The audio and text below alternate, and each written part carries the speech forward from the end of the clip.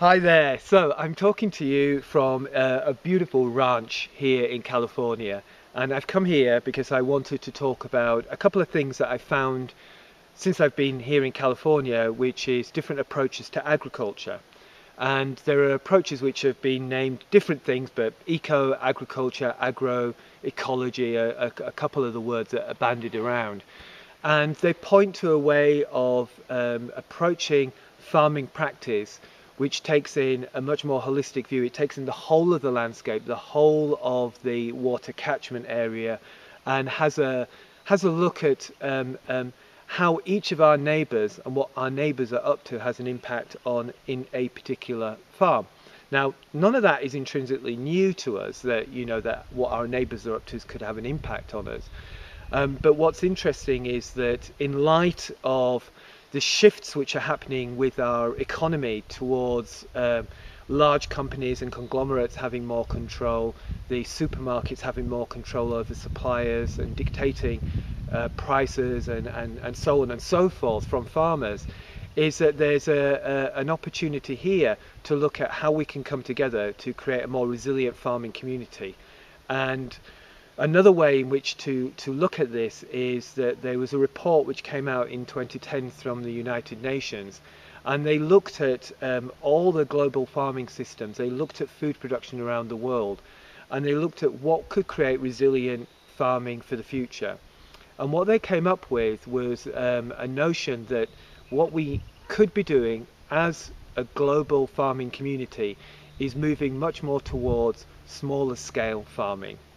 And that smaller scale in terms of working together with each other, cooperating with each other, and shifting our food production around so that it is more in tune with our environment. And now I find that really interesting because up until now, I know a lot of people would think that the way forward is things like genetically modified organisms, or it's about using more pesticides or more fertilizers and so on and so forth. Now, we're moving into times where those kinds of things are going to get more and more costly. Certainly, chemicals and fertilizers are going to get more costly as we start running out of our petroleum. But the other thing is that with GMOs, my concern around that is in particular about who has control over the seeds, who owns the seeds, and who owns not just the seeds, but also the chemicals which can only be used in conjunction with those seeds or plants. And ultimately that's giving over more and more and more to larger companies who then can dictate more and more and more to farmers. And the other thing that was really fascinating about this United Nations report around small farming is that what they've noticed is that if investment is made in smaller farms, then that money remains in the local area.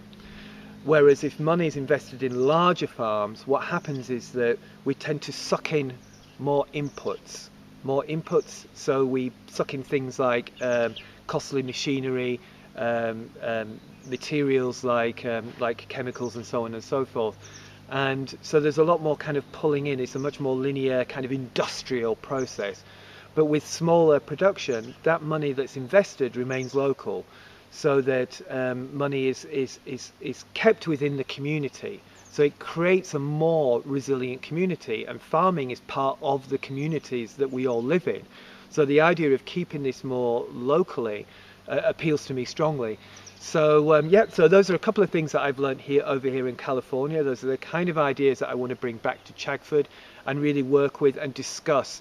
And as I said, I'm passionate about farming. I'm a grower myself, and I want to speak to other farmers out there and really find out what's there for them, what they're interested in, what ideas they have, and how they see building a sustainable future, resilient future that is ready for them now, but also looking forward for their kids and their grandchildren. That's what I want to talk about. So thank you for listening to me today, and speak to you soon. Bye bye.